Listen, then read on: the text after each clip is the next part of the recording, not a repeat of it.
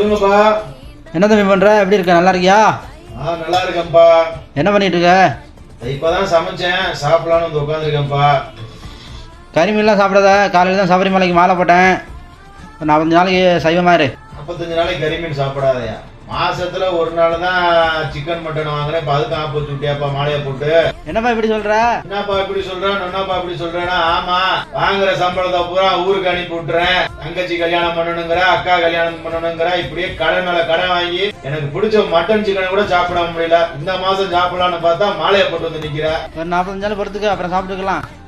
சொல்லியே காலத்தை தள்ள வேண்டியதான். நீங்க என்ன சாம்பார் வச்சு தலையெழுத்து உடுத்திருக்கு. அதே வச்சு சாப்பிட்டு 45 நாளைக்கு. இந்த மாசம் பூரா சாம்பார் தானே. ஏற்கனவே இங்க வெளிநாட்டுல சாம்பார் தான் அதிகமா ஓடுது. மாலை வர போட்டா இனிமேல் சாம்பார் தான் போட.